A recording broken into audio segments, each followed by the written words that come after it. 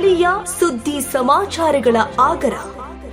Madhugiri railway ನಿಲ್ದಾಣ ಹಾಗೂ ಸರಕು ಸಾಗಾಣಿಕೆ ವಿಭಾಗ ಕಾಮಗಾರಿ ಅಭಿವೃದ್ಧಿಗೆ ಪಕ್ಷಭೇದವಿಲ್ಲ ಎಂದ ಕೇಂದ್ರ ಸಚಿವ ವಿ ಸೋಮಣ್ಣ ಜುಲೈ 11 ಮಧುಗಿರಿ ಪಟ್ಟಣ ಹೊರವಲಯದ ಕೋಡಿಗೇನಹಳ್ಳಿ ರಸ್ತೆ ಸಮೀಪ ಹೊಸ ಆರ್ಟಿಒ ಕಚೇರಿ ಹಿಂಭಾಗ ಕರ್ನಾಟಕದ ಮಹತ್ವಾಕಾಂಕ್ಷಿ ಯೋಜನೆಗಳಲ್ಲಿ ಒಂದಾದ ತುಮಕೂರು ರಾಯದುರ್ಗ ಹೊಸ ರೈಲು ಮಾರ್ಗದ ಮಧುಗಿರಿ ರೈಲ್ವೆ ನಿಲ್ದಾಣ ಹಾಗೂ ಸರಕು ಸಾಗಾಣಿಕೆ ವಿಭಾಗದ ಕಾಮಗಾರಿಗೆ ಕೇಂದ್ರ ರೈಲ್ವೆ ಹಾಗೂ ಜಲಶಕ್ತಿ ರಾಜ್ಯ ಸಚಿವ ವಿ ಸೋಮಣ್ಣ ಹಾಗೂ ಶಾಸಕ ಕೆಎನ್ ರಾಜಣ್ಣ ಶಂಕುಸ್ಥಾಪನೆ ನೆರವೇರಿಸಿದರು.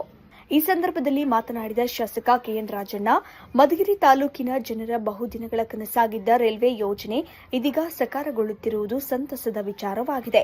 ಈ ಯೋಜನೆ ಪೂರ್ಣಗೊಂಡ ಬಳಿಕ ತುಮಕೂರು ಹಾಗೂ ಆಂಧ್ರಪ್ರದೇಶದ ರಾಯದುರ್ಗ ನಡುವಿನ ಸಂಪರ್ಕ ಮತ್ತಷ್ಟು ಬಲಗೊಳ್ಳಲಿದ್ದು, ಕೈಗಾರಿಕೆ, ಕೃಷಿ ಉತ್ಪನ್ನಗಳ ಸಾಗಾಟ ಮತ್ತು ವ್ಯಾಪಾರ ವಹಿವಾಟಿಗೆ ಹೊಸ ಉತ್ತೇಜನ ದೊರೆಯಲಿದೆ ಎಂದು ಹೇಳಿದರು.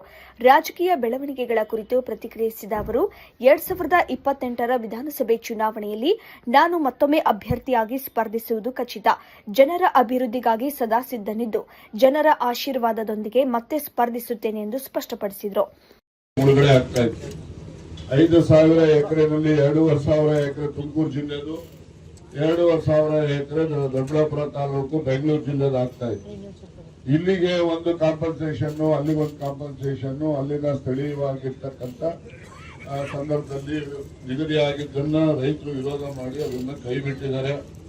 ಈಗ ಅಲ್ಲಿ ಎಂತ ಊರು, ನಮ್ಮ ಕೋಳಂಗ ಹೋಬಳಿನಲ್ಲಿ ಒಂದು ಹಳ್ಳಿನಲ್ಲಿ ಸುಮಾರು ಒಂದು 60-70 ಎಕರೆ ಒಳಗಡೆ ಒಂದು ಸ್ಟೋರೇಜ್ ಪಾಯಿಂಟ್ ಅಂತ ಮಾಡಿ ಅಲ್ಲಿಂದ ಪಂಪ್ ಮಾಡೋದು, ಅಲ್ಲಿಂದ ಗ್ರಾವಿಟೇಷನ್ ಫ್ಲೋರ್ ಅಲ್ಲಿ ಅಲ್ಲಿರ್ತಕ್ಕಂಥ ವ್ಯವಸ್ಥೆ ಮಾಡಬೇಕು ಅಂತೇಳಿ ತಾಂತ್ರಿಕವಾಗಿ ಅಧಿಕಾರಿಗಳು ತೀರ್ಮಾನ ಮಾಡಿದ್ದಾರೆ. ಅದು ಸ್ವಲ್ಪ ಸಮಯ ತಗೋಬಹುದು ಅಂತೇಳಿ ನಾನು ನಿರೀಕ್ಷೆ ಮಾಡಿದ್ದೇನೆ. ಏನೇ ಆದರೂ ಕೂಡ ನಮಗೆ ಈ ಒಂದು ಭಾಗಕ್ಕೆ ಎಲ್ಲ ಕೆರೆಗಳಿಗೂ ಈಗಾಗಲೇ ಕೆರೆಗಳು ಕೂಡ ಪುನರುಜ್ಜೀವನ ಮಾಡತಕ್ಕಂಥ ಕಾಮಗಾರಿನೂ ಕೂಡ ತೆಗೆದುಕೊಂಡಿದ್ದಾರೆ. ನನ್ನ ಇದರಲ್ಲಿ ಕಳೆದ ವರ್ಷನೇ ನಮ್ಮಲ್ಲಿ ನೀರು ಬರಬೇಕಾಗಿತ್ತು. ನೀರಂತೂ ಅಲ್ಲಿ ಏನು ಸಕಲೇಶ್ಪುರದಲ್ಲಿ ನೀರನ್ನ ಎಲ್ಲೆಲ್ಲಿ ಪಂಪ್ ಮಾಡಬಹುದಾಗಿದೋ ಎಲ್ಲವನ್ನು ಕೂಡ ಪಂಪ್ ಮಾಡ್ತಾ ಇದ್ದಾರೆ. ಕೇಂದ್ರ ಸಚಿವ ವಿ ಸೋಮಣ್ಣ ಮಾತನಾಡಿ, ಅಭಿವೃದ್ಧಿಯ ವಿಷಯದಲ್ಲಿ ಯಾವುದೇ ಪಕ್ಷಭೇದವಿಲ್ಲ. ಜನರ ಹಿತವೇ ಸರ್ಕಾರದ ಆದ್ಯತೆಯಾಗಿದ್ದು, ಮಧುಗಿರಿ ಸೇರಿದಂತೆ ಈ ಭಾಗದ ರೈಲ್ವೆ, ರಸ್ತೆ ಹಾಗೂ ಇತರೆ ಮೂಲಸೌಕರ್ಯ ಅಭಿವೃದ್ಧಿಗೆ ಕೇಂದ್ರ ಸರ್ಕಾರ ಸಂಪೂರ್ಣ ಸಹಕಾರ ನೀಡಲಿದೆ ಎಂದು ಭರವಸೆ ನೀಡಿದರು. ರೈತರಿಗೆ ನಾನು ಮನವಿ ಮಾಡೋದಿಷ್ಟೇನೆ, 50 ಎಕರೆ 100 ಎಕರೆ ಇರೋ ರೈತರು ಭಾರಿ ಕಡಿಮೆ. 5 ಎಕರೆ 2 ಎಕರೆ 3 ಎಕರೆ 4 ಎಕರೆ 10 ಗುಂಟೆ 20 ಗುಂಟೆ 5 ಗುಂಟೆ ಇಟ್ಕೊಂಡಿರ್ತಕ್ಕಂಥ ಬಹುತೇಕ ಕುಟುಂಬಗಳಿವೆ. ಮಾರಾಟಕ್ಕೆ ಹೋಗ್ಬೇಡ್ರಿ.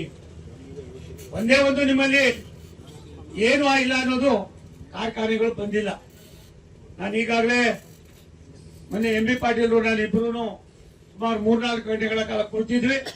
ಇನ್ನೊಂದು 15-20 ದಿವಸದಲ್ಲಿ ಮತ್ತೆ ನಾನು ಬೆಂಗಳೂರಿಗೆ ಬಂದಾಗ ರಾಜಣ್ಣ ಸಾಹೇಬರು, ನಾನು ಅವರು ಕುಳಿತುಕೊಂಡು ಚರ್ಚೆ ಮಾಡಿ ಮಧುಗಿರಿಯಲ್ಲೂ ಕೂಡ ಯಾವ ರೀತಿ ಕಾರ್ಖಾನೆಗಳು ತರಬೇಕು, ಮತ್ತೊಂದು ಮಾಡೋಕೆ ಏನಿಲ್ಲ, ಒಂದ್ 2-3 ಅಟ್ಲೀಸ್ಟ್ ಇಮಿಡಿಯೇಟ್ ಆಗಿ ನಾವು ಗಾರ್ಮೆಂಟ್ ಕಾರ್ಖಾನೆ ತಂದ್ರೆ ಒಂದು 8,000 ಜನ ಕೆಲಸ ಸಿಗ್ತದೆ.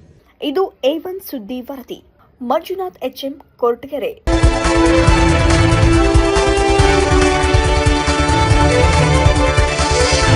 A1 ಟಿವಿ ನ್ಯೂಸ್, ಸ್ಥಳೀಯ ಸುದ್ದಿ ಸಮಾಚಾರಗಳ ಆಗರ.